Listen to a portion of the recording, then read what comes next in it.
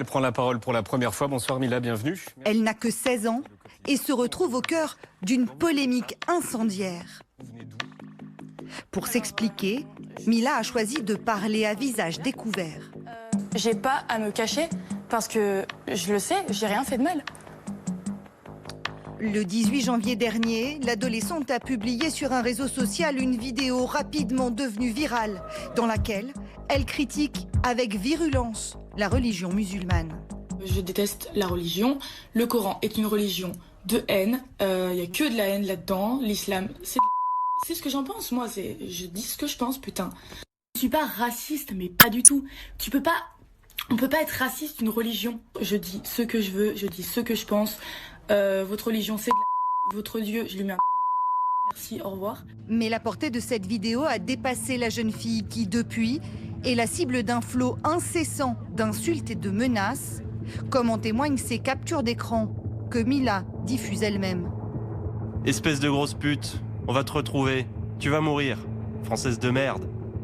Une situation effarante qui pousse les plus hautes autorités de l'État à se saisir du dossier pour protéger la jeune fille.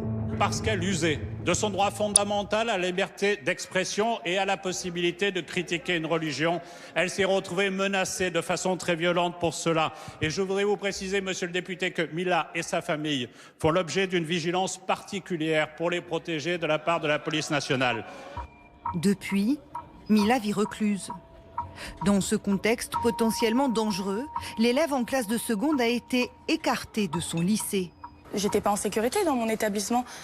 C'est-à-dire que si j'y retournais, vu les menaces que j'ai reçues des personnes de mon lycée, j'aurais pu être brûlée à l'acide, j'aurais pu me faire frapper. J'étais menacée d'être déshabillée en public, d'être même enterrée vivante.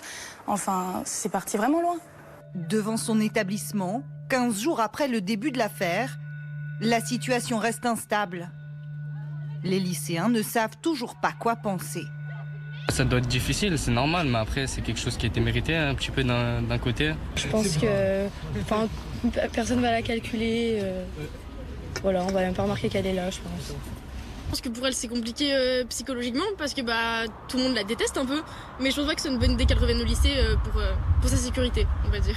Le ministère de l'Éducation nationale assure chercher une solution pour rescolariser Mila. Nous avons vocation à l'accompagner comme chaque jeune de France. Elle est dans une situation très particulière que nous condamnons très fortement. Et donc nous l'aidons, mais nous l'aidons aussi avec une certaine discrétion, puisque l'objectif c'est de la rescolariser paisiblement pour qu'elle ait une vie normale. Déménager, changer de prénom, la famille de Mila étudie toutes les options pour passer à autre chose. Et ce n'est qu'une enfant, en réalité. Et c'est une personne humaine, c'est une adolescente.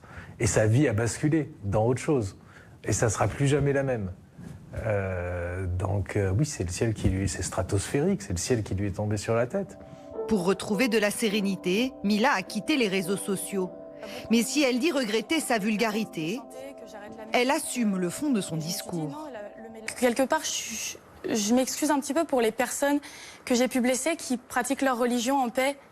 Et j'ai jamais voulu viser des êtres humains. J'ai voulu simplement blasphémer, j'ai voulu parler d'une religion, dire ce que j'en pensais. Et voilà. Suite à sa vidéo, une enquête a été ouverte contre Mila pour provocation à la haine raciale. Elle a été classée sans suite. Une autre enquête est toujours ouverte pour retrouver les auteurs des insultes et menaces de mort. Ils risquent jusqu'à 3 ans de prison et 4 500 € d'amende.